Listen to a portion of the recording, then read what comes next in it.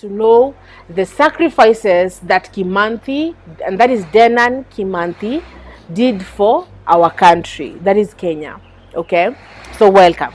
So kujua mtu, unajua lazima ukitaka kujua mtu, okay, when you hear the name Dedan Kimathi, what do you think of? Ukiambiwa tu saa 6 usiku, Dedan Kimathi.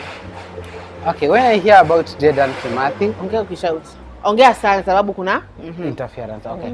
When I hear about Dedan Kimathi, all I can my brain goes to a hero, a fallen hero, okay, a Kenyan star of those years, someone who stood first, who stood to fight for this country, someone who made sure that this country will not be under the bondage of colonialists for all eternity. However, eternity is long. So when the name Dedan Kimathi is a hero to you, yeah, it's a hero. The moment our guest anasema, the moment the name Dedan Kimathi is said to him, anasema is a hero, and that is true. Now that we're going to go back and know who is this hero and how did he become a hero. So Kimathi was born in the Geje village, Tetu division, in today's county, in today's Nyeri county. That is today's, yani kitambo kutoka the Geje village, Tetu division, but wale inaitwa Nyeri county. His father died in September 1920, a month before Kimathi was born. Sawa? Yeah. Kimathi was raised by his mother, Waibuthe. Speaking about mothers, do you know that the children of single mothers are such strong ones? True. Very strong ones. Because ukisema because when you're raised by a mother alone, you see the strength of a woman. Yeah. You see the strength. How can because let me tell you, my dear. Jesus Christ. This is our small guest here, so don't be surprised, viewers. Yeah. Okay, we love children. Okay. So being raised by a single mother is the greatest flex of strength that you're going ever to see. Yeah.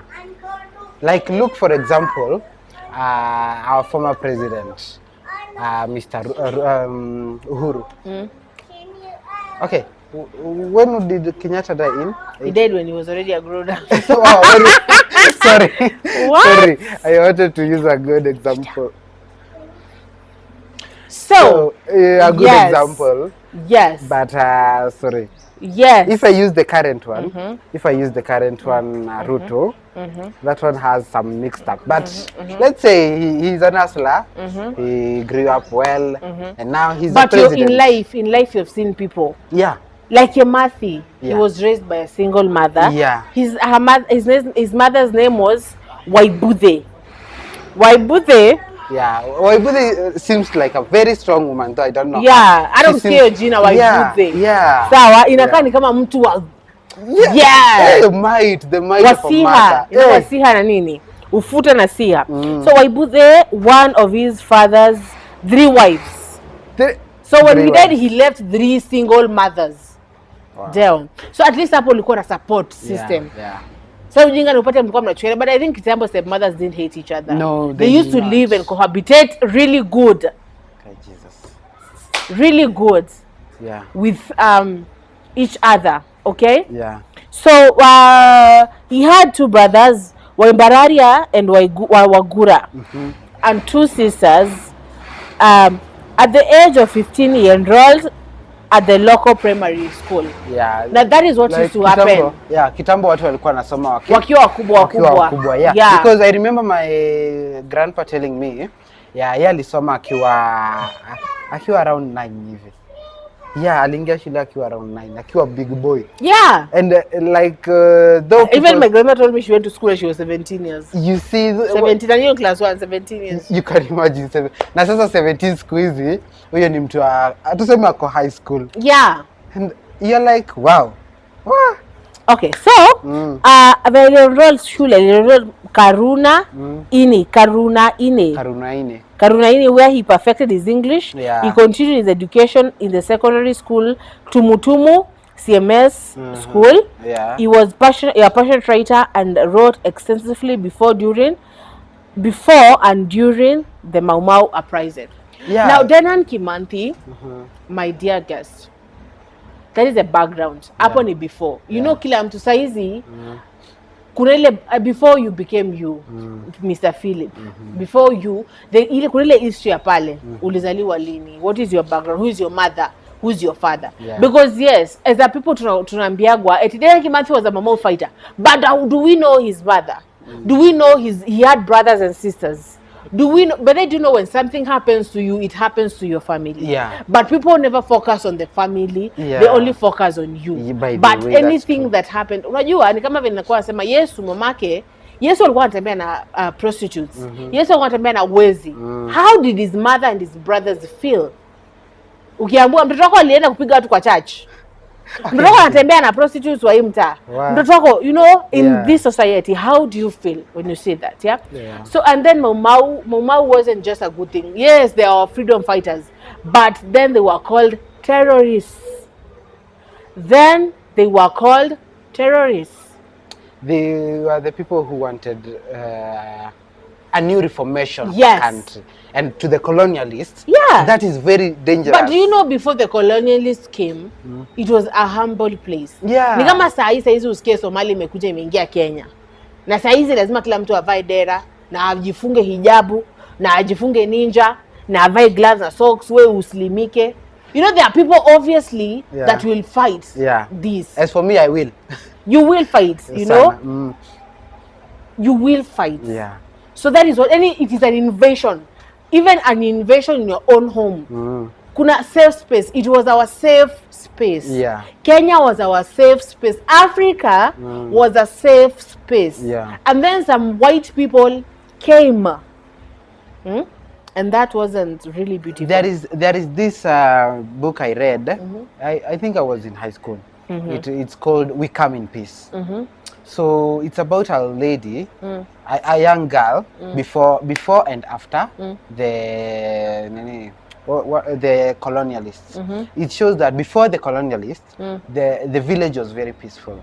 It is in an Ukambani village. So the village was very, very peaceful. But one day, as their father was going for the long distance combat trade, he came back with those new people. He came back with Masai and all that. But during the night, they turned against him. Yeah, the Swahili turned against their hosts, and they were like, they wanted to take over.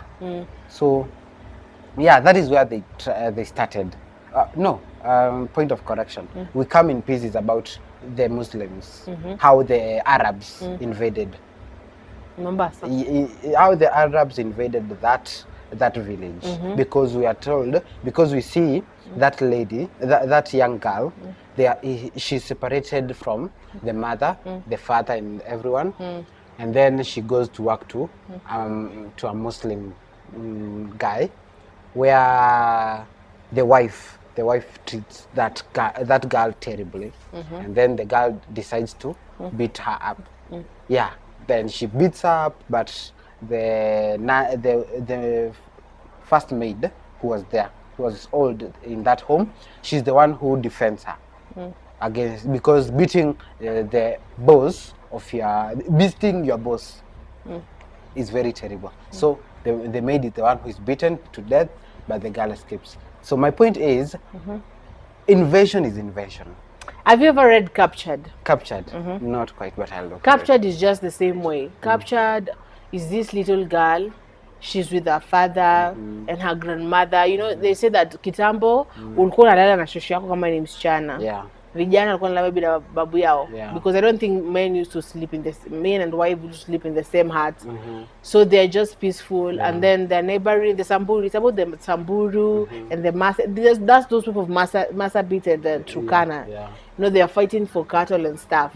So they are peaceful, and then they're invaded at night, and her dad is killed and she's captured. Now that's what's called Captured. I used to read that book a lot. And she had to resist at some point. And I think that is what Dedan Kimanthi did. Yeah.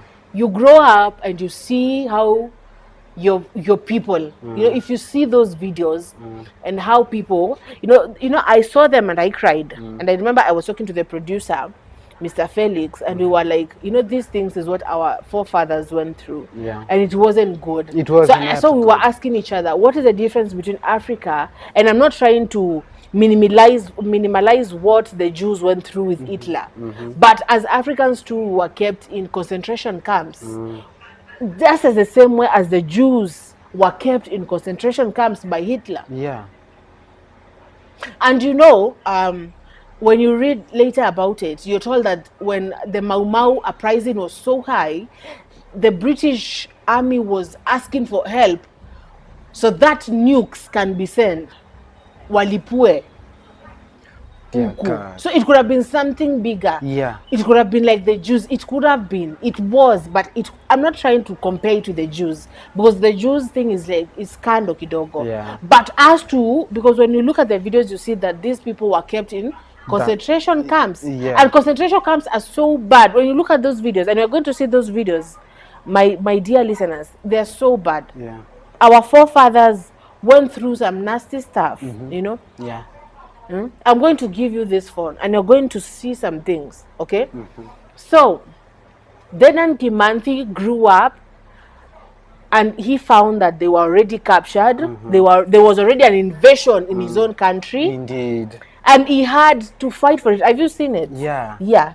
So now after reading the invasion, not tumeona venye amegrow akiona, obviously alikuwa anaona venye watu wao mamake anafanya kazi kwa cotton. Venye kwanza venye babake ameshakufa, obviously the women were used to work for cotton. And they used to work for free. For free. That, The kipande system was, we shall get, listeners, we shall get deeper and deeper into this, but it wasn't a good time. I kept myself in that situation. I was like, it must have been such a tense time. Okay? So we're going to go to know him. So, what did he do before freedom fighting? Okay? So, before becoming a prominent figure in the Mau Mau uprising, Dedan Kimathi held various jobs and roles. Here are some of his occupations before his involvement in the freedom struggle. 1. He was a teacher. He worked as a teacher, sharing his knowledge and contributing to the education of his community. So you're from school now, because then they used to go and perfect English and then go to college, and then ukishasoma education at college where you're a professor now, because that education was top notch. Yeah, you're taken to even outside the country. Yes. So Dedan Kimathi now tumeona kama mtoto mdogo pale akiwa 15 years old, ameingia kwenye primary, amekuwa mzuri kwenye English. Alafu ameenda tena sasa amefanya kazi fulani, si ndio Sasa tumeona what did he do before, because we want to know the man before the hero. We want to know who was that man. Okay? So now the man, he becomes a teacher. Okay? After becoming a teacher, he teaches. But then observe. But it is painful. Put yourself. Now I want, as my, me, I love being creative, my listeners. Put yourself in those shoes. Now here you are. Rudy. Imagine it, yeah?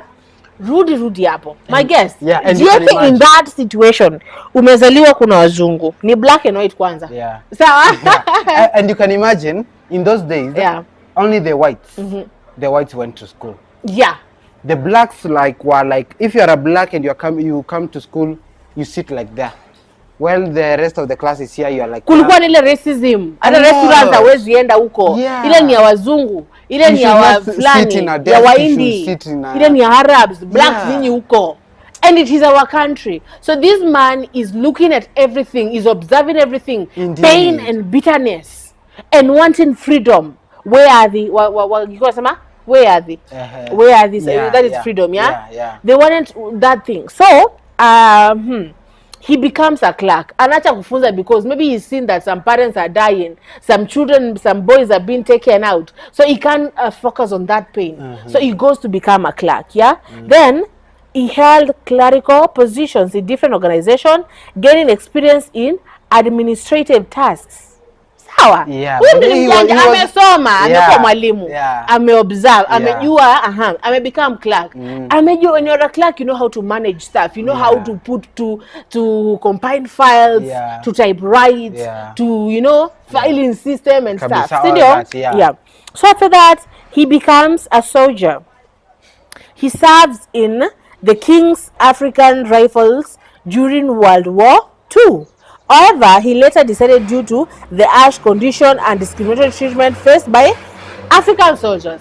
So when they said partition and scramble of Africa, unajua hawa watu walikuwa wanachukua blacks kwenda kupigana huko kwa Hitler. Do you know that? Yeah, yeah. So they used to come and carry them and go. You know, come carry go. Come carry go. There's a song like that. Come carry and go. So they used to come and carry our African men, and then they go to fight. Wanaenda kwa front battle. Venye David alifanyia Uria. Yeah, Uria. Yeah. Anaenda kwa front. Ni Africans wanaenda kwa front. Ni whites wanaekwa huko. Ni Africans the first line. You're the ones who are going to die. Bomb ikikuja inawapiga nyi wa kwanza. Okay. So our guys amekuwa nini soja? Amekuwa mwalimu, amejua vitu. Amekuwa clerk, amejua administration. Amekuwa soja. Sasa he is learning. Yeah, and now he knows compact. The discrimination of that. Yes, but he is how learning. African men are being discriminated. He knows how. Unajua ukikuwa kwa army utajua how your opponent thinks. Utajua how your leader thinks. You know compact. You know compact. You know compact stuff. Unajua ni waeke pale to attack pale nini. So tell me, if you are Dedan Kimathi, being raised in such, going to become a teacher, seeing your students' parents dying and being overworked in concentration camps, then becoming a clerk and seeing how you're treated, even not paid sometimes, and then becoming a soldier, going to fight a war you don't even know. You don't even know why you're fighting. So how would you feel? That thing is very diminishing. It even, let's say it kills the soul, and sometimes just you're like, and you remember that you did not choose that.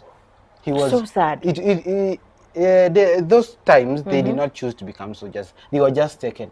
Like they come and select the strong men, they select the strong men from the village, and they are like, yes, we need you and you and you to go and fight for the then King George. I think it was King George, I think. Yeah, so they're like, they were taken and then forced to fight a war they don't know why they're fighting, a war they don't know how it began. They're just fighting for someone, for people who are not even giving them the right kind of treatment they should get as fighters. There is a way that someone can fight for you and they're like, yes, I'm fighting for you, and you are appreciating it. And I know why I'm fighting. Yes, and I know why I'm fighting. So ametoka huko, sawa? So these experiences shaped Kimathi's understanding of social injustice and fueled his desire to fight for the rights of his people. His diverse background and exposure to different aspects of the society contributed to his leadership qualities and his ability to mobilize the Mau uprising and movement. By then he was like, I've seen how this is going. I've seen how we're being treated. Yeah, and this is not fair. This is not how we should be treated in our own country. It's like he was backed up into a corner. Umeamka uko sawa pass, nimepata education.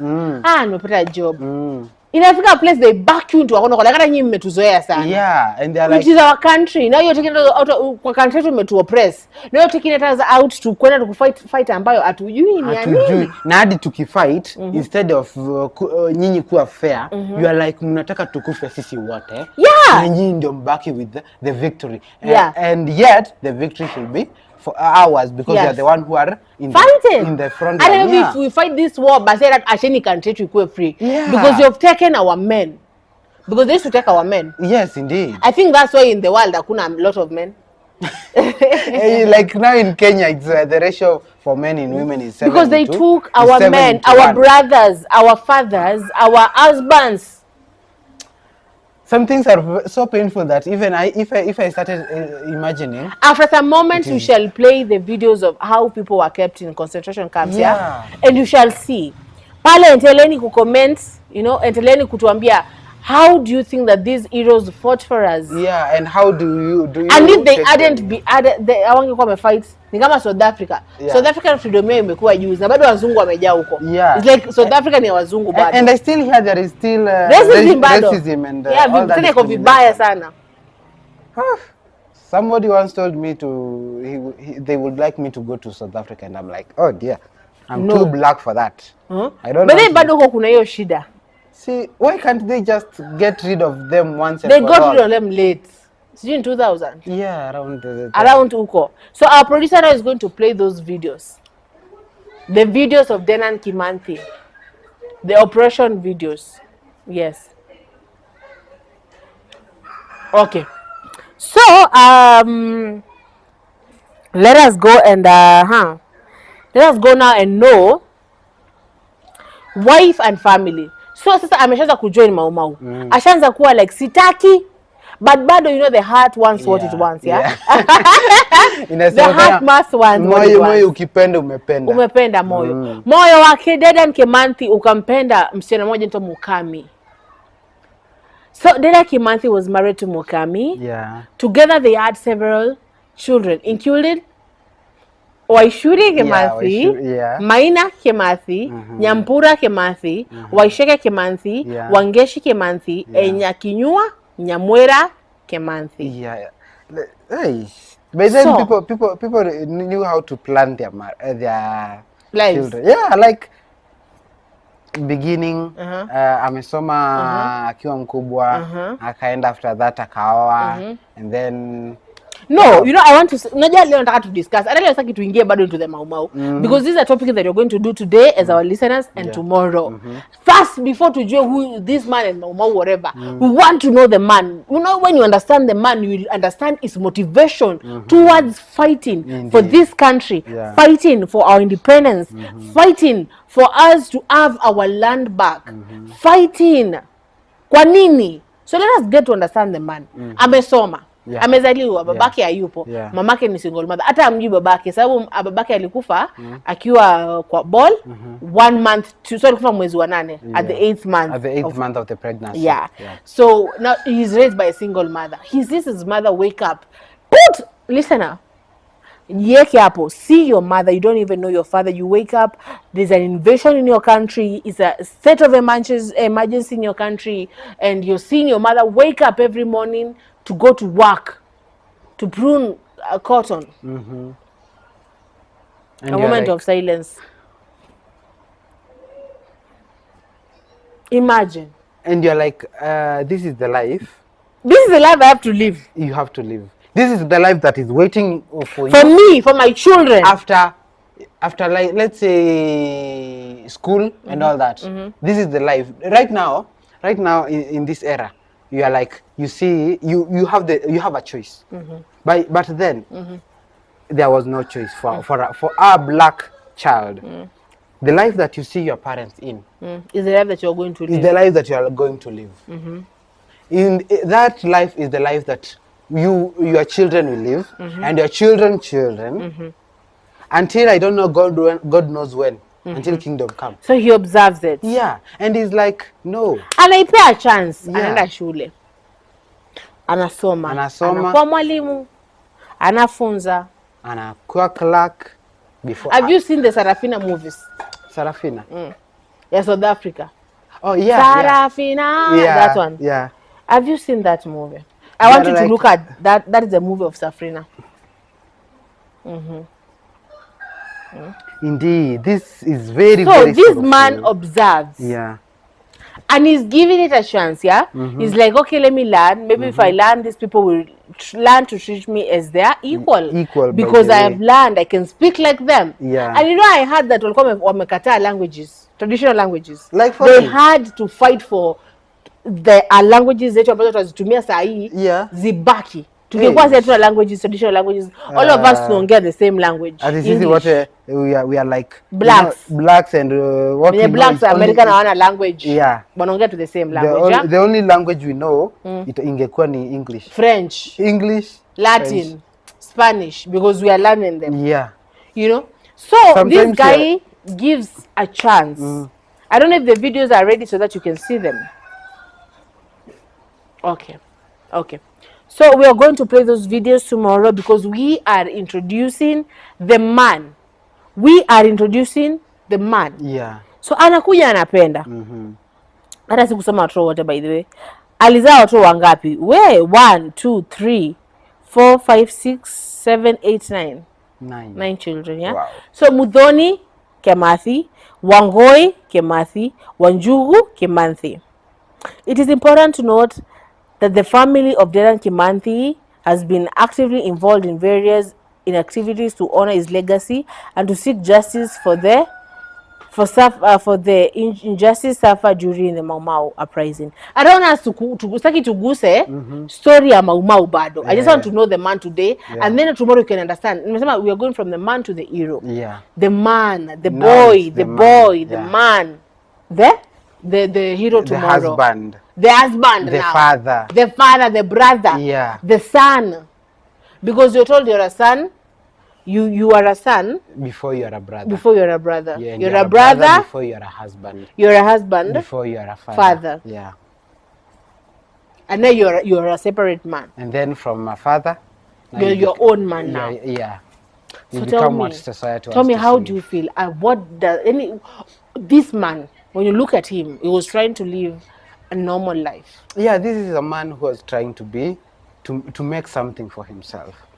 A man who walked and was like, yeah, this is not the life I want. No, this is not a life that I will choose. You know, he was a father, and I am sure he did not want his children to live the life that he lived. He did not want his grandchildren or his great-grandchildren, or not just that, even his neighbors or friends' children to live that life.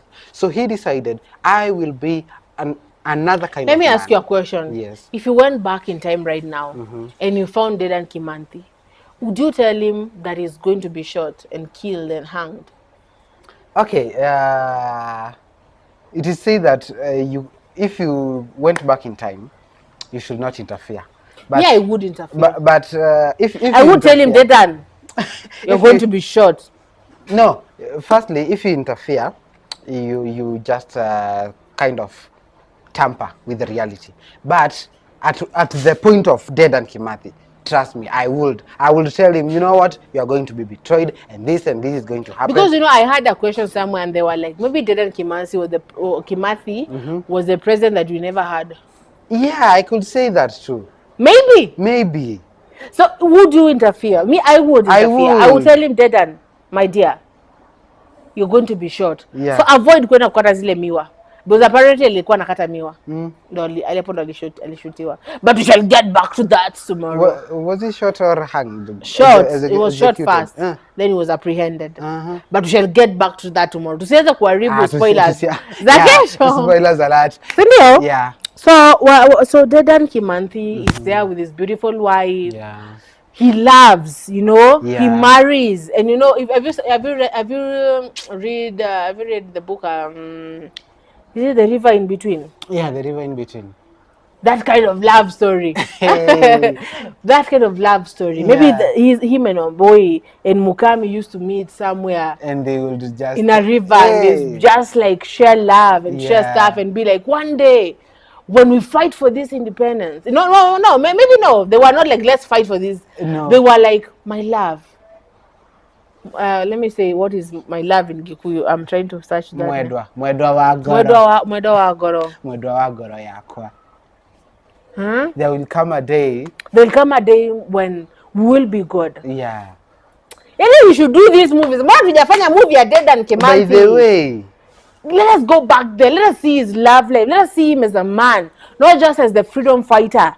Him as a man and everything that pushed him. You know, you're told that everything that you go through, every show is everything, pushes you towards the person that you're going to become. Yeah. Maybe someday utaona Zulfa ameshakuwa Al-Shabaab. And I'm sorry, no. Please but why? With that. But why? Ama siku moja nikuwe like, I have become a nun. Yeah. Why? Sababu development character huku nini nimeacha basi acha niende ukienda kwa huyu ukienda kwa huyu heartbreak character development you know. So this man he was like, yeah, I have loved you, let's make babies. No, but we need a free country. Yeah. Now that. Now, no, I think before that, akimari udema kwa nafikiria kuhusu kupigana yeye. No. But the moment that you see your child, and you're like, no, what I went through, no, umezaa kijana, uko like, kidogo kijana kifia 15 years, anachukuliwa na kapigane war, and I will lose my child. No, my child will not live this life that I lived. You know, the moment, let me tell you, the moment that you become a parent, and you look at your child, and you're like, I want to give you better. Mamangu alikuwa anakaswa kunibaia nguo za Christine, ndakuwa nakubaia nguo 3 za Christine. You know, so Kimathi looks at Waichuri.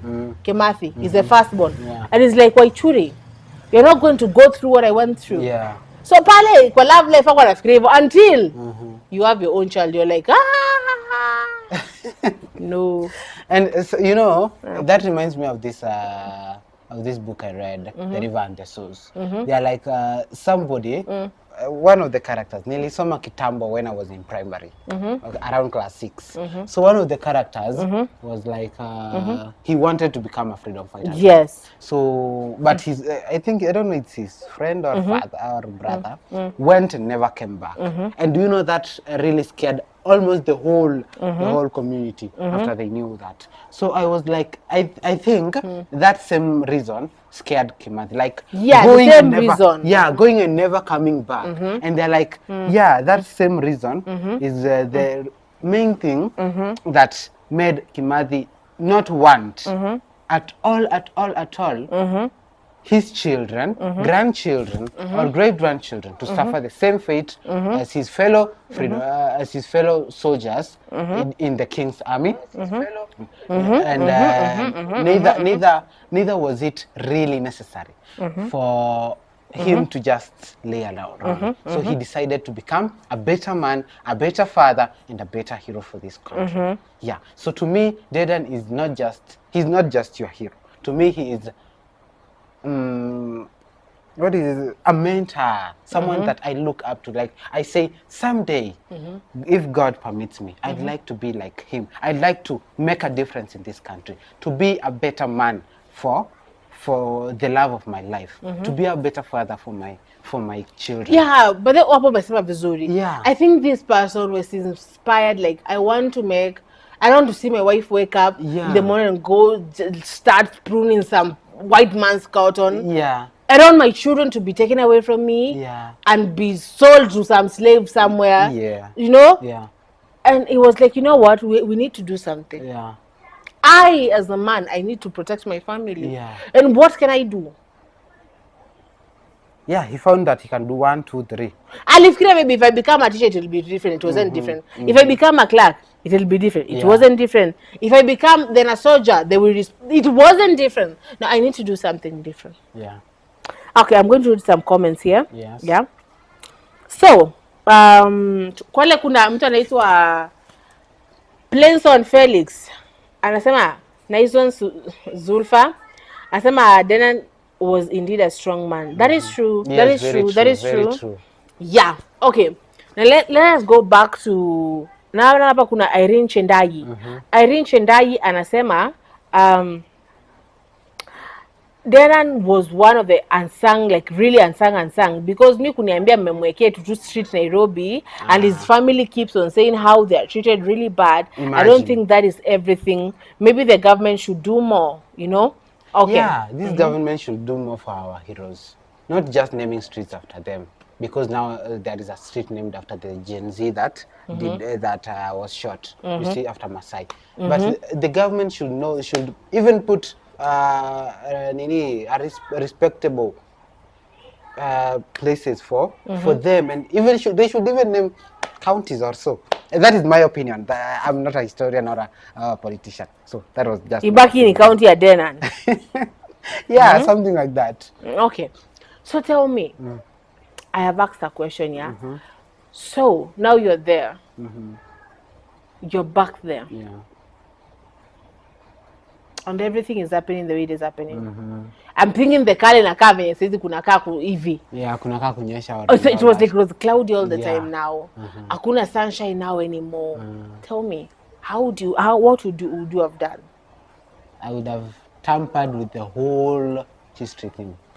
I would have really tampered with it. Firstly, I would tell the Mau Mau that the Kapenguria sticks are going to be caught. I will make sure that in every place I've made sure that they will not be found. Secondly, I will tell Didan that he should not, by any chance, go to the place he wants to go that day. Mwambie kaa kwa nyumba. Yeah, kaa kwa nyumba. Unasikia? But then no, hata spoil. We're not going to spoil for the people right now. We are not going to spoil for them right now, yeah? Because today tumesema tuongelee just the man. Just the man Denan. Yeah. Okay? Yeah. But then unajua Denan kwa dread kama hizi zangu. Dready. Yeah, what a dready. You know the moment that you decide kuanza kulea madread umeanza kuwa rebellious. Yeah. Sawa? Not all are rebellious. No, it's true. But then, let me tell you, okay, things hizo wameanza because unaona sasa mashule wamekubali watoto wakuwe na manywele. Yeah. But kitambo because of the Mau Mau and everything being associated with the Mau Mau, Yeah. the moment umeshaanza kwa nywele karefu kidogo. Yeah, they are called unruly. Madread unruly, yeah. And you're told like, huyu ameshaanza kuwa sijui aje ameanza kuvuta bangi huyu. Yeah. You know? And today let's just know about the man and the woman. How they loved each other.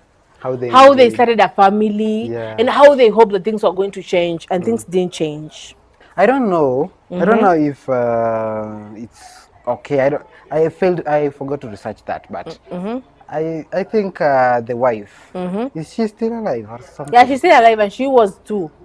But we shall get back to that tomorrow. Yeah. Don't try to introduce that. I just want to know them. Mukami na Kimathi. Yeah. Mr. Kimathi. And Mrs. Kimathi.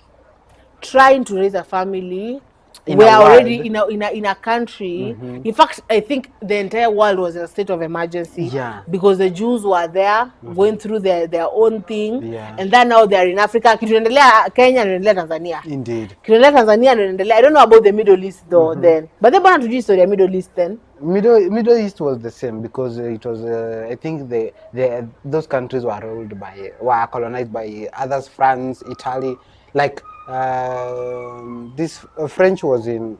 But was okay, what we know about the Middle East is that the Arabs were trading with us. Oh, the Arabs. I don't think the Arabs were colonized. Were they? Yes, our history does not cover that. But because we were told the barter trade was before colonization. Yeah. The Trans-Saharan, whatever, the Libyan, whatever, and stuff. You know. So what I know is that the Middle East came to colonizers first. Well, the first colonizers of Kenya, because in that, as I have said, in that book, We Come in Peace. There is those Muslims were the ones who bought that family. Were the ones who bought the family of that lady, and they were like, you know, we want you to work for us, and it was kind of like. They thought they were friends. Instead of being friends, they turned out to be foes. Another thing is that I think was it in Zanzibar where they were ruled by Muslims too. And but then I was talking about with my sister that kind of thing. They were ruled. Why Ali moved his name from Muscat to I want to oh God, what was his name?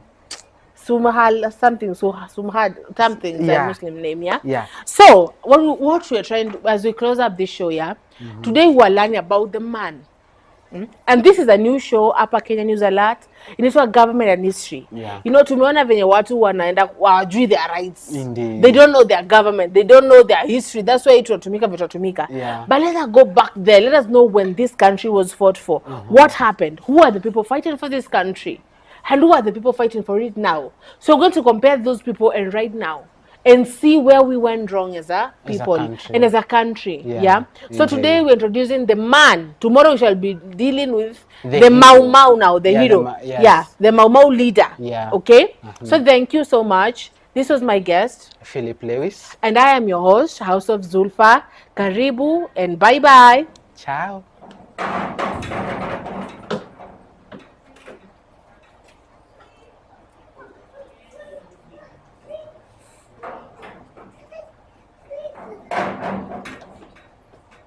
And he had his beautiful 9 children. So now we want to talk about Dedan Kimathi now as a hero. Yeah, as the freedom fighter, as the hero that we all know now, as the street of Nairobi. Sindio? Yeah. The street that was named after Yeah, him. yes. Yeah.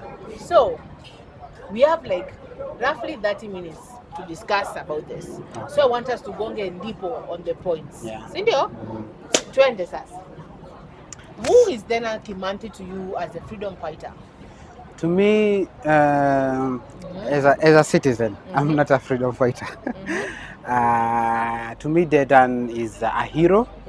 To me, he's a change maker. He's a visionary.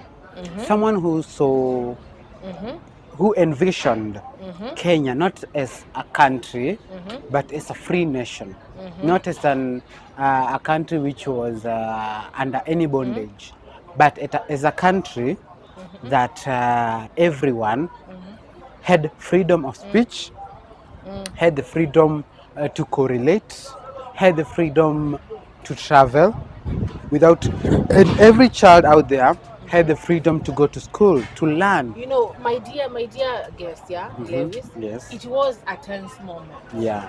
It was a very, very tense moment. Yeah. Imagine being born where you know hauwezi pita kwa ile njia. Na si eti hapo kuna umbwa, sababu you will be shot down. Yeah. Hauwezi ongea design fulani because you'll be taken to concentration camps. Yeah. And you're in that state. And now you're a grown man, you know, you've been living here for like 30 years and it is still the same.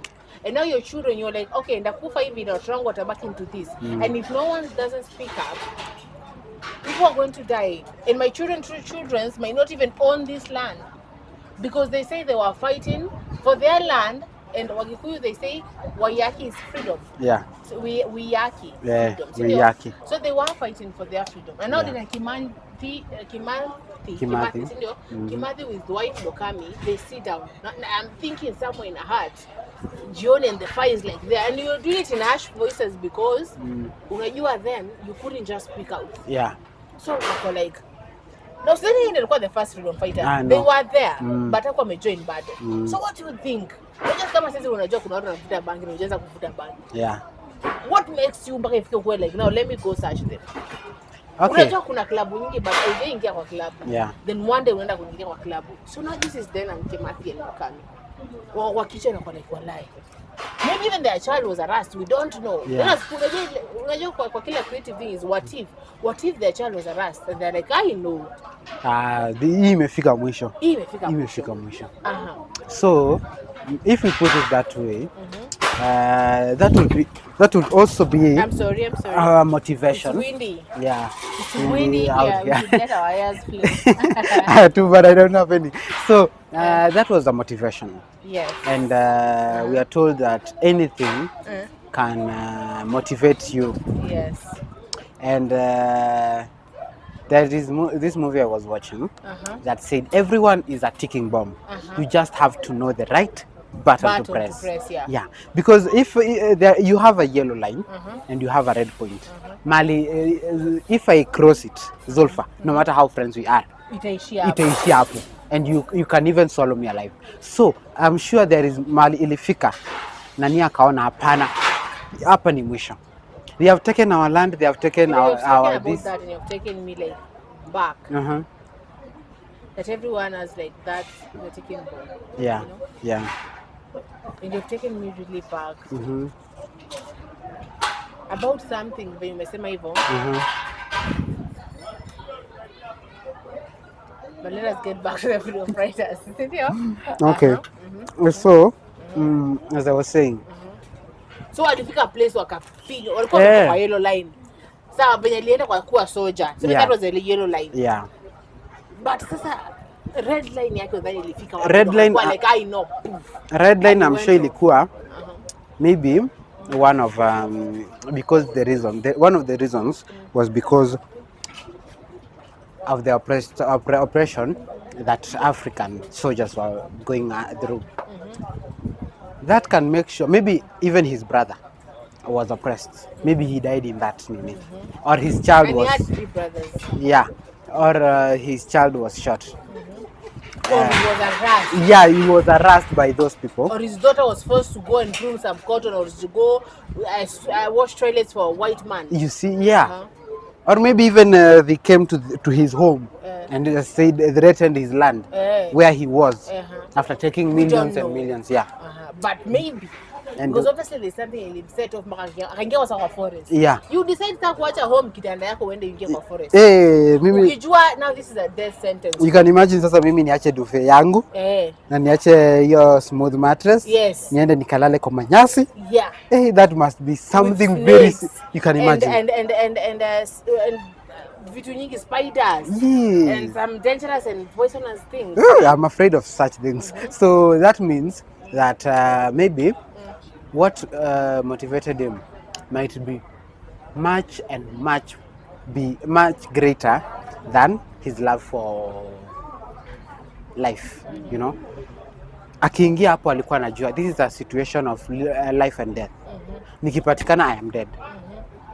So nikiingia hapa I am getting here knowing very well that I am fighting for the freedom of this country, for the future. Because I'm sure hakuwa anaona tu hapa. Unajua sometimes what leaders fail to see is that they just look at the smaller picture. Yeah. Wanaangalia tu hapa chenye watakula saa hiyo.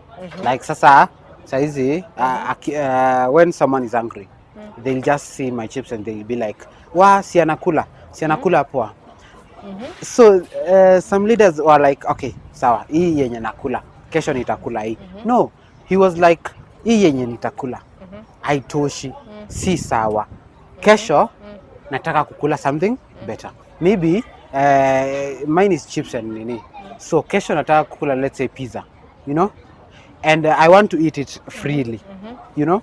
Yeah, so Kimanthi was like, today I'm hiding, but I want to make sure when I come out of this hiding place, I am going to a free country. Yes. I am going to live a free life. Ama if I die, Rojo, do you know his slogan was what? We fight till the last gun.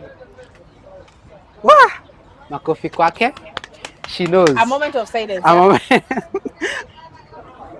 We fight till the last gun.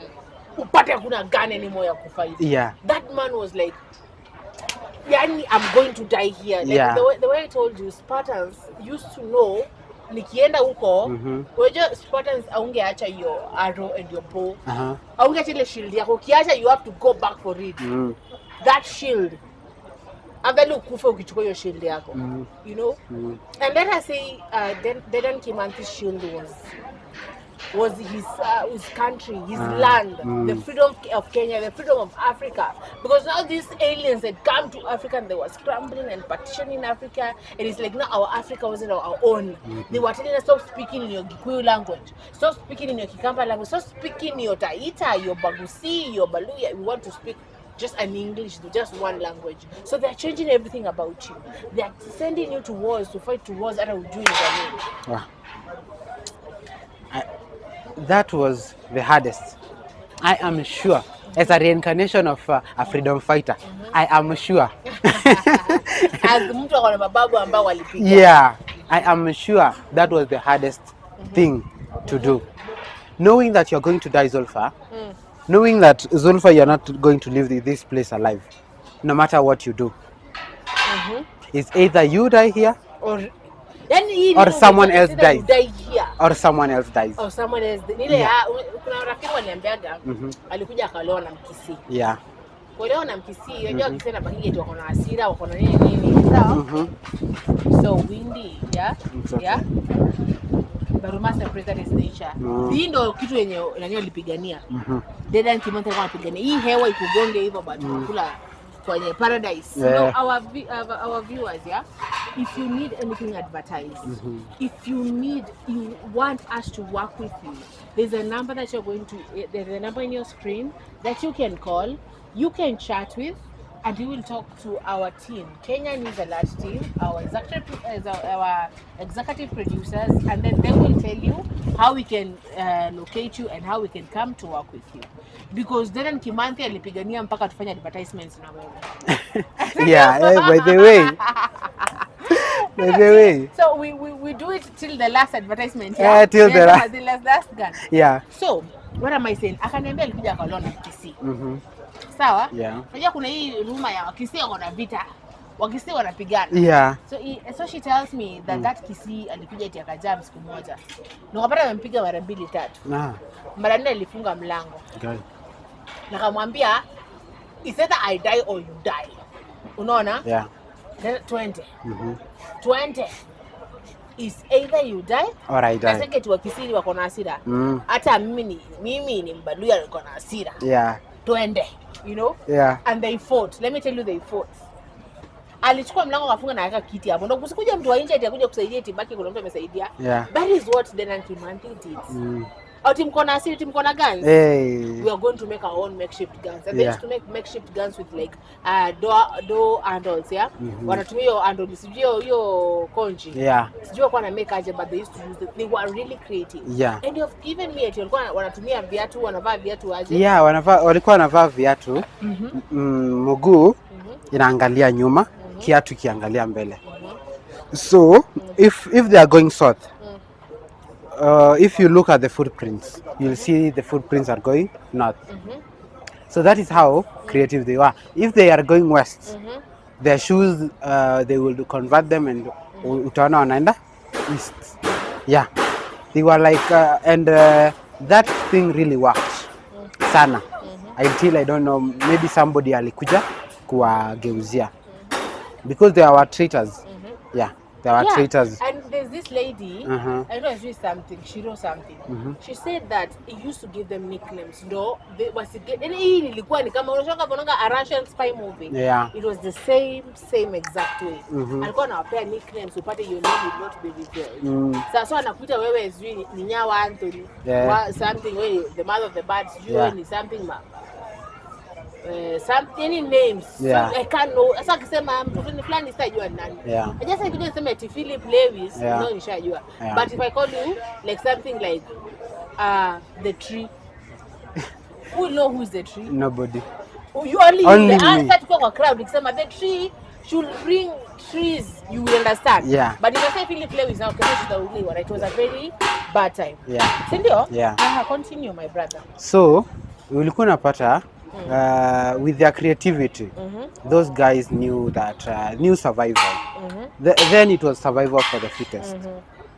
And it's at times like those that we as a country need to acknowledge the creativity of our leaders and the struggles of our independence. And we should also know that as a country, not only strength can win.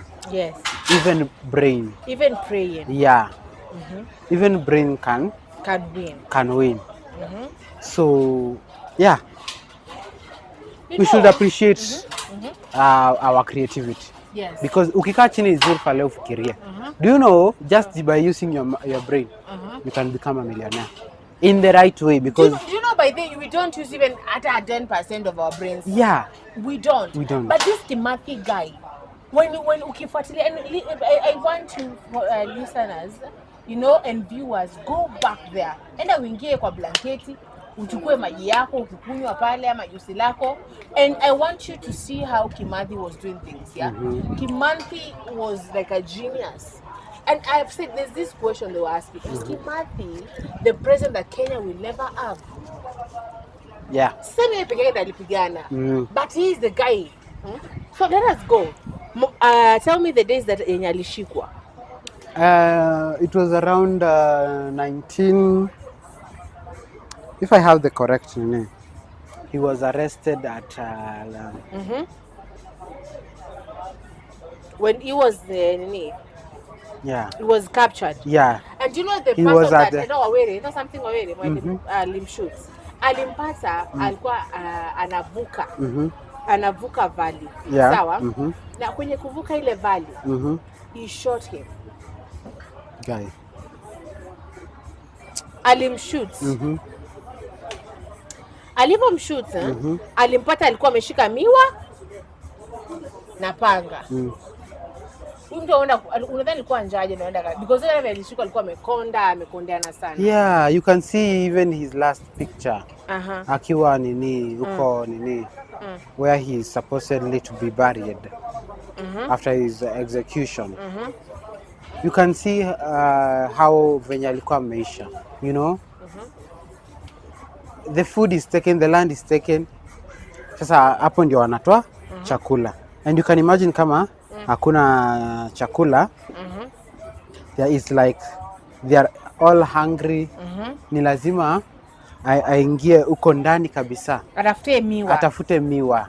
The likes of miwa, the likes of the wild fruits even, you know. Okay. So let us read, yeah. Inasema Dedan Kimathi Washiore, born Kimathi Washiore 31st October 1920, was the leader of Kenya Land and Freedom Army during the Mamau uprising. That was from 1952 to 1960. Against the British colonial rule in Kenya in the 1950s. He was captured by the British in 1956 and executed in 1957. Kenya gained independence in 1963. Ndio? Yeah. Okay. Kimathi is credited the leading efforts to create formal military structures within the Mau Mau and the governing and the convening a war council in 1953. Do you know the something else? Do you know this person had built a parliament called Forest? Parliament? Yes. Elected and the parliament was running. Like alikuwa sio kama amesoma kajua how they do it, the British. Alikuwa the same way kwa Forest. Ako anafanya the bullshit things. He also had kept a personal diary that he used to document kila kitu nani. Sawa eh? So this guy ako anafanya hivi kitu kiolela. Yani mtu ni kama I can say that God has anointed him. Huyu ni kama David Belko kwa kimbia na Saul. Huku kwa caves, yeah. Yani this guy we shall never know. And right now here mpaka saa hii familia yake bado iko injustices. Yeah. Mnasikia hata bones za baba mpaka hajasewa jipewa. The bones because he was married in nini? Kamiti. Na mpaka alibariwa kama mfungo wa mikono. Na mpaka wa leo Kenya has never given them the bones, the remains of their father to bury him in a free land because Kamiti bado umeshikwa. Yeah. So sad. Very. So sad. You know, I usually say that history is missing some parts because you know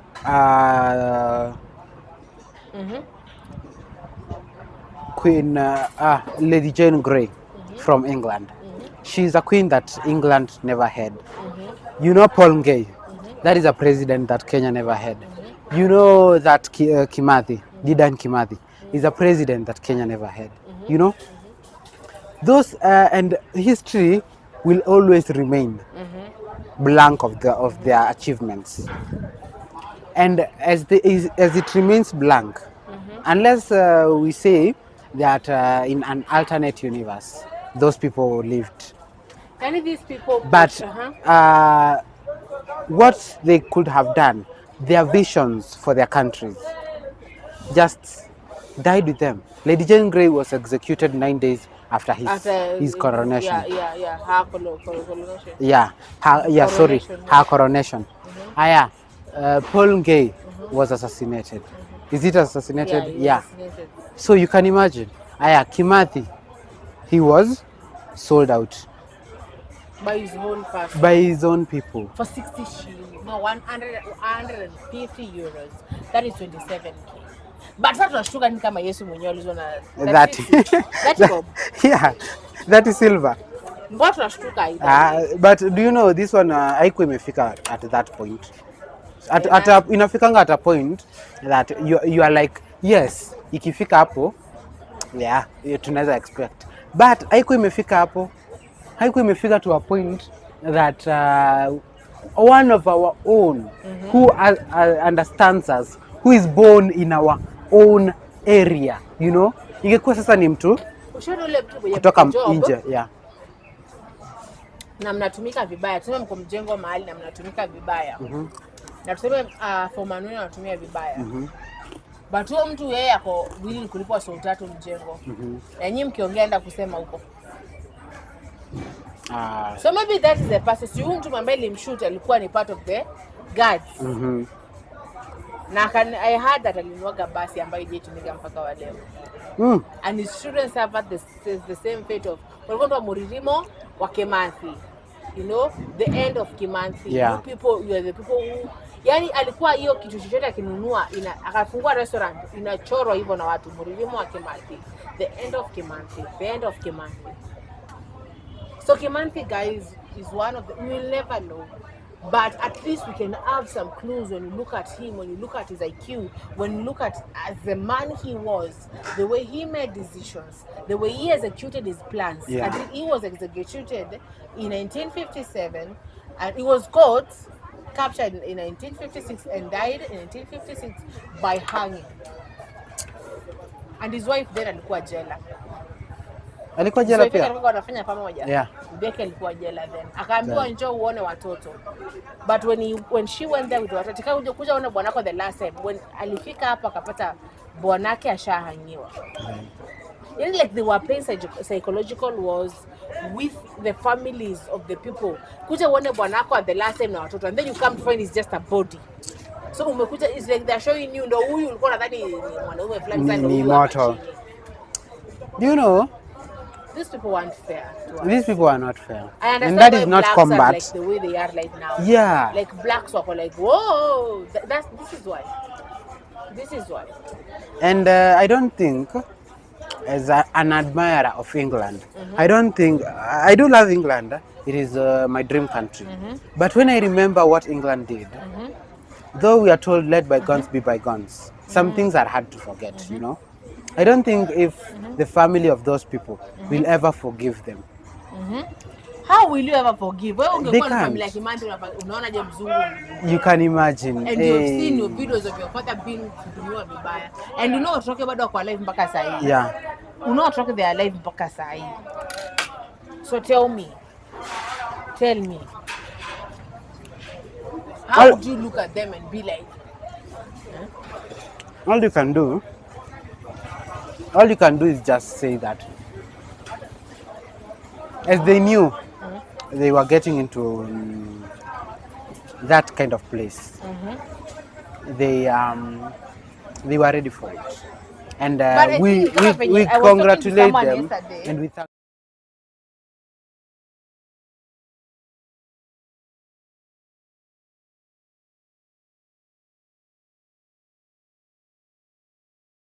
Hope for the best, but expect the worst.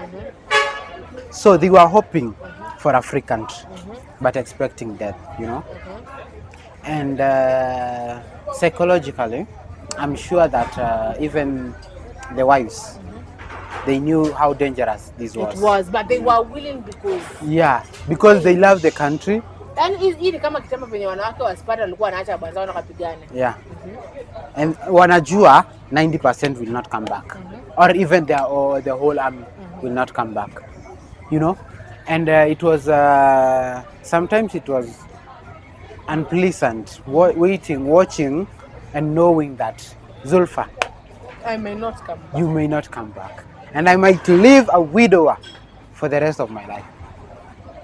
You know?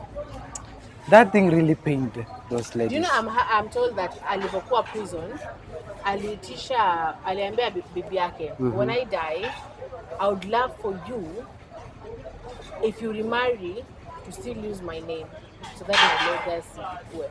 And she did that. But she did not remarry. She did remarry. She did remarry. Yes. Oh. And when she remarried, she used his name to name those children. Yeah. Hata kama bwanake ameomoa sasa, unaweza kataa? Saizi? Utakuwa like, because for your country, some things you just ni patriotic. Yeah, patriotic. Yeah. So you are just like, yeah, I need to live with that, you know, as a father figure and as an understanding husband.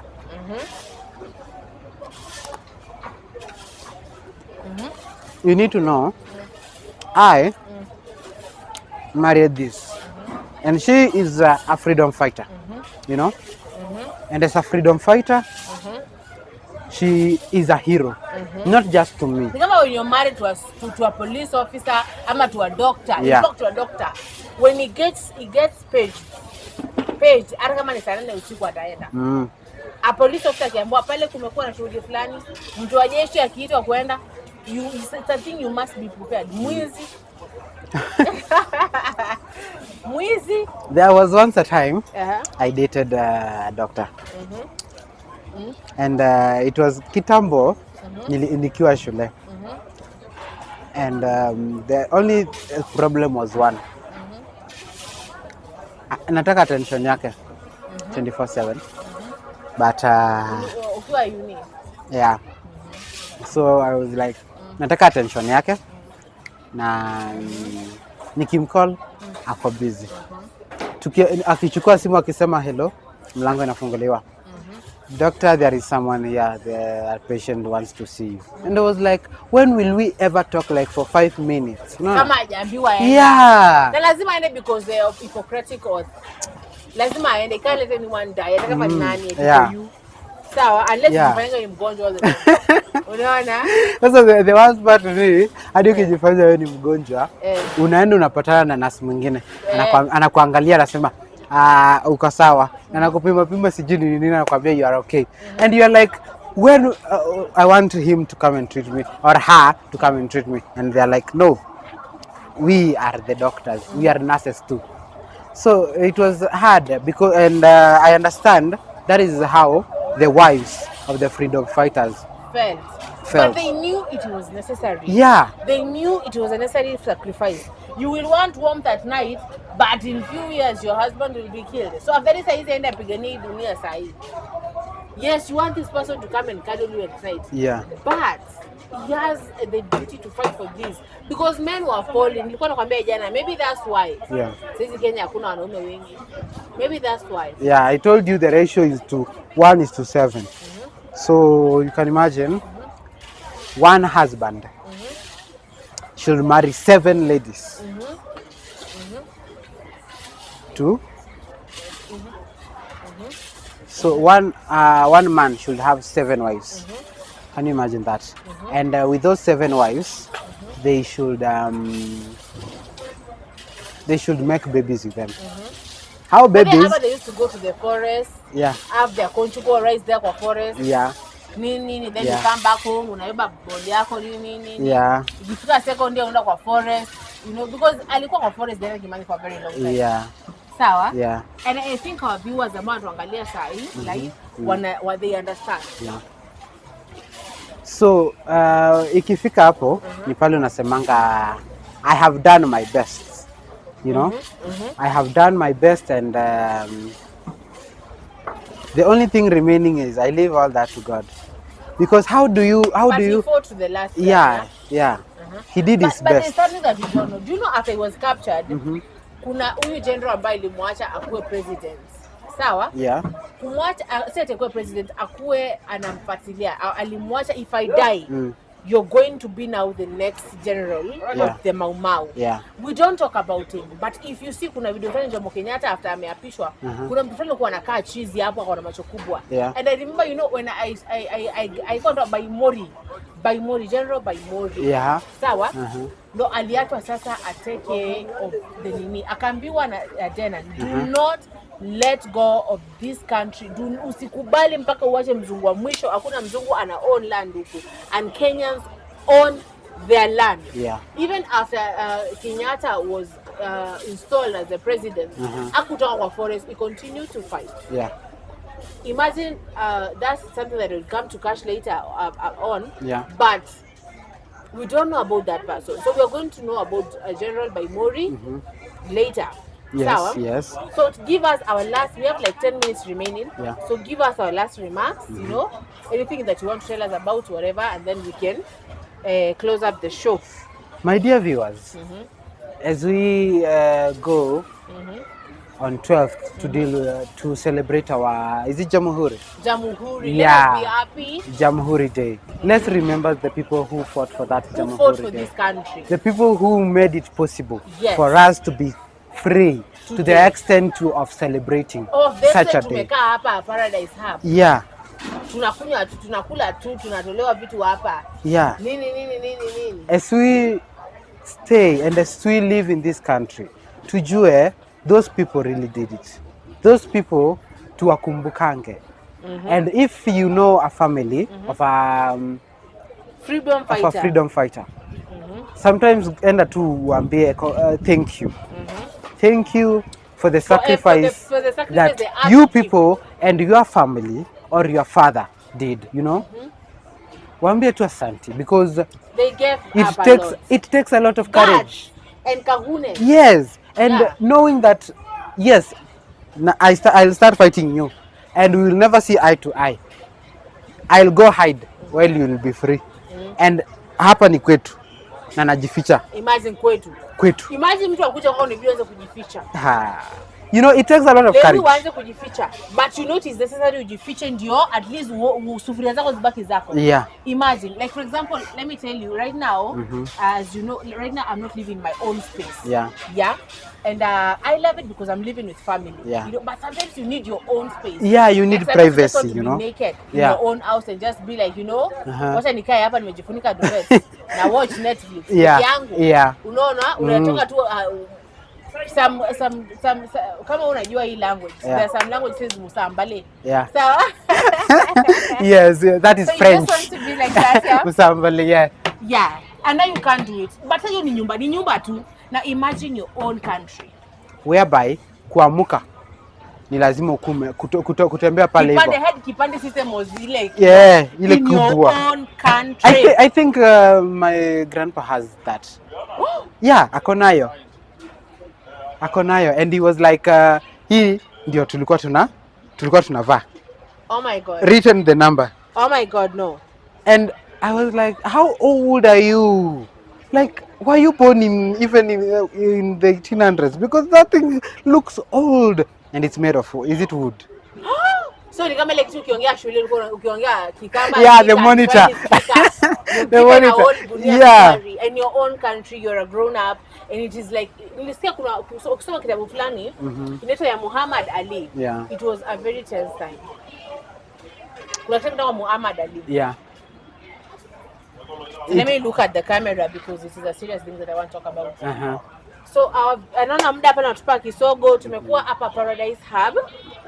Na tunashinda tukisisitiza sisi kama news Kenya News Alert, we are ready to advertise for you anything that you want us, wherever uko pande zote za Kenya.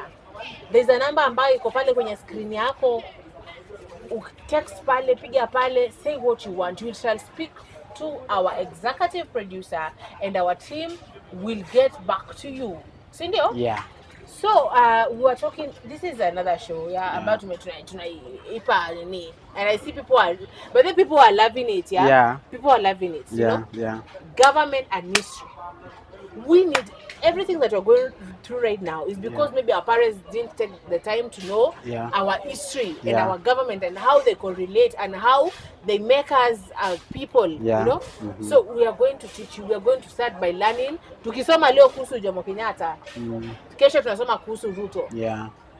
We compare them. Yeah. So yesterday and today we have tackled K.N.A is the man, the brother, the son, the brother, the husband, the friend, the teacher, the soldier, yeah. You know? Yeah, the clerk. Until the moment ulifika, mahali alifika akakuwa like na, wacha niingie kwa msitu nipige hao wazungu. Yeah. Maumau inamaanisha gani nini? Maumau? I can't lie around. Kwani? I forget, but I shall tell you tomorrow. Yeah. But it's something about tokeni kwetu nendeni kwenu. Sawa?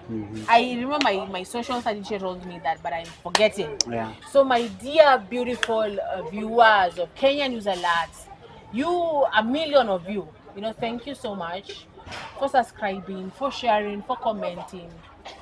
We have had a wonderful day eating and dining with the Paradise Hub. Yeah. Tunasema kesho tupatane hapa wakati the same. Okay, tomorrow will be somewhere else. But wakati huo saa 9 to saa 10. Yeah, saa same 9 time, to saa 10. But different venue. Leo kidogo muda tumesongeza, but ni pale tulikuwa tunajibamba tu nini. Yeah. You know, and I will have to apologize for some technical errors that has happened. Unajua man is to error. Yeah. So thank you. I've been your host, House of Zulfa. This is Government and History, and I've my been guest. your co-host, Lewis Philip. Thank you. See you tomorrow. Bye-bye. Ciao.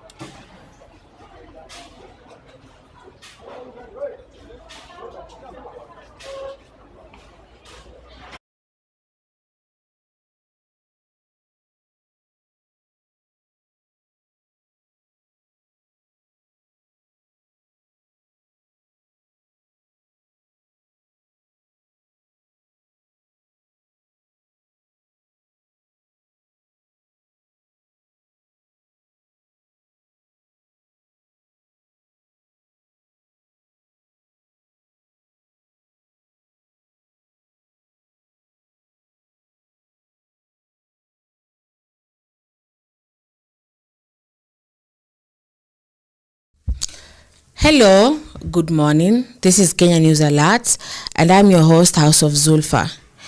Karibu sana kwenye show yetu ya Morning Tea. Okay, so leo niko peke yangu.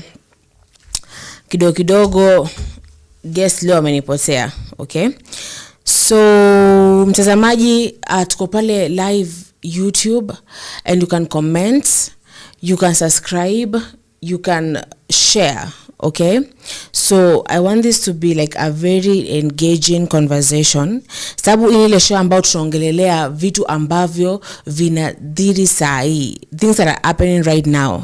Okay, and we're going to start with kuchambua gazeti. Tutachambua gazeti, tutajua tuko na gazeti la kwanza ni Taifa Leo, and then the other one is The Standard. Yeah, so let us see what are the headlines hapa. Okay, kusomea vidokezo. Magavana wasema wamelazimishwa vifaa vya matibabu vinavyomeza mabilioni ya SHIF.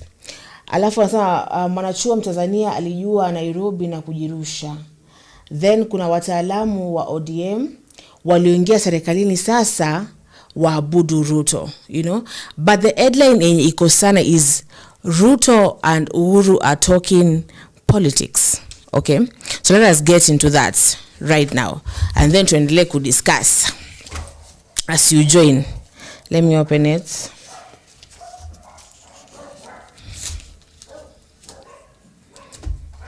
So comment pale, you know, and tell me what do you think. What was in the question of today is, what do you think is happening? Yes, what do you think is happening when Ruto and Uhuru wameamua kumit after all that time? Okay, okay, so inasema Uhuru meeting Joel's political landscape fuels 2027 election talk. Sawa, pale mbele I remember kuna wakati ambao tulikuwa tumongelelea when I had a guest, and then we talked about how Ruto went to Kalonzo's daughter's wedding, and people were commenting and saying that obviously ajaenda bure, obviously ameenda sababu kuna it's a political marriage. Yes, and then kidogo tukasikia pia ameenda, as in President Ruto ameenda kumwona Uhuru after a very long time, and people were asking what is happening. And then kidogo umbea, you know, the juice from there was at the discussion, because the discussion was ash. Yeah, so tukaambiwa they were discussing about the state of Kenya, you know. So mtazamaji wangu, I want you to comment pale YouTube, utuambie what do you feel about the state of Kenya right now, and when they meet, is it for Kenya or is it for their own political gain? Yes, so let me read from. So anasema Uhuru Ruto meeting Joel's political landscape fuels 2027 election. Yes, wanasema Deputy President Githuri Kindiki meets with the president, the former president, and Ruto. Okay, so a surprise meeting between President William Ruto and his predecessor Uhuru Kenyatta on Monday has sent shockwaves across political landscape as Kenyans wait with bated breath to witness the implications ahead in the general elections. Unajua, it is a confusing thing, yeah, because the ngoja nitoe glasses, you know, tuonane face to face. So tuliona Ruto before even he was the president of Kenya, kulikuwa kuna issues between yeye and the president, the former president, that is Mr. Uhuru. And then for some time ukabaki wamekosana sijui nini, Uhuru ameacha kumsupport kuhusu election ambayo iliyopita and stuff. Yes, and now kukakuwa na bad blood for some time, like for like 3 years, sindio? And then, you know, as we said, everything that happens, everything that a politician anafanya, everything wanafanya is always, there's a reason why they are doing it. There's a reason why they are doing it. Hawafanya tu hivyo bure, wanafanya kwa sababu ya shughuli fulani. Okay? So, tukaona after some time, Ruto, as in the president, Ruto, kukuwa na issues, akam impeach Mr. nani?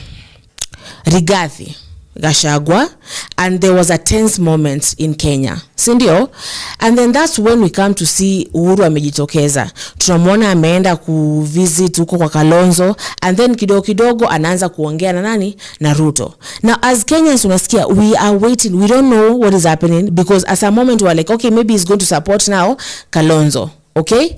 And now maybe sasa Vesa meet na Ruto na wanakuwa na ash meetings, and we don't know what is being discussed there, then maybe, you know, maybe they're going watashikana tena. So we don't know what is going to happen in 2027. At this point, we're like, what is happening? You know? So let me continue. Wanasema talks of possible reapproachment between Ruto and Uhuru have not only thrown a wrench in the political works, but also thrust into the 4 questions about the political fate of Mount Kenya region and future of the opposition party Azimio coalition, in which Uhuru sits as the council chairperson. And yeah, by the way, that happened. After some time ilibaki Uhuru ndo amekuwa nani? Amekuwa chairperson wa Azimio party. So tell me, this is the coalition party, sindio? And then there's a inaitwa Jubilee ambayo ni Mr. President, sindio? Na wakati ambapo Uhuru alienda kukaa pale kando na akakuwa chairman wa the other party, it meant that now these people are wasikizani, okay? And sasa ni hawa sasa again tumewaona wako pamoja. What does it mean? What does it mean? Okay? As we think about that, I'm going to continue reading. Wanasema during the meeting held in Uhuru's Ichwari's backyard, the two leaders are said to have conferred on the need to address various issues such as fostering national unity, addressing pressing economic challenges, and advancing Kenya's development goals. Now, unajua, what I can say is, okay, we are tense because we don't know what this means for the political and the election that is coming. That is 3 years from now, 2027. Actually, hata mwaka ni kama ambao ushaisha. So, anajua Kenya tunarukiaga sana. Kwanza in fact tunapenda kurukia vitu like just hivyo tu, you know, tukiona huyu amemit na huyu we are talking. So sababu wanasema they were discussing about Kenya because maybe the president Ruto aliona amefanya vitu fulani and he was like, hey, let me go back, you know, venye Kenya mali imefika, I need to go back to the president, to the former president, a person who ran Kenya for 10 years, anipe advice, tuongee, unaona, tuelewane. Unajua, okay, I usually say to my friends, sometimes as a grown up you go back to your mom and you're asking, mom, how does this go? How do we do this? How do we do this? You know, after some time ya kujifanya unaweza and stuff, sindio? So maybe he was like, Kenya haiko poa, and let me go back to Uhuru. Let me go back to the man who ran this country for like 10 years. Tukae chini to discuss. Tukae chini anipe wosia, sindio? Aniambie, what am I going to do about this? Did I do something wrong when I impeached Gachagua? You know, when I'm not listening to the youth and people are like hating on me and people wanakata uongozi wangu, si ndio? And so I think we addressed the pressing economic challenges and advancing Kenya's development goals. Si ndio? Some of the leaders appreciated the need to achieve broader and more inclusive political consensus in the governance of our country to accelerate inclusive growth and fulfill the national development agenda, a statement from status released immediately after the meeting. Okay. So, kuna issue ambayo tulikuwa tunadiscuss hapa juzi. Sijui kama kuna, if you are live with us, tulikuwa tunasema Kenya sisi imekuwa ni kama is like only 2 tribes speak for the entire Kenya. Only 2 tribes speak for us. 2 tribe ni gani? That is Murima and the lake people, you know. So it's either Wajaka ama Wagikuyu, si ndio? Those are the people that speak only. Those are the people that wako like, okay, ukitaka kukua president, ukitaka kuwa deputy president, ukitaka kuvai for anything, jishikanishe either na Azimio ama Jubilee. You know, and you know these 2 represent only two major tribes here. Si ndio? So maybe, and you know people now are speaking. Tukasema pia kuna watu pia wameanza kujitokeza. Watu wameanza kukataa, wameanza kusema tunataka Matiang'i, tunataka Morara Kebaso, tunataka Wamalo, tunataka Kalonzo, tunataka, you know, we want other tribes because since Kenya became Kenya, since Kenya ilipata uhuru tumekuwa kuwa na only 2 types of presidents, yeah.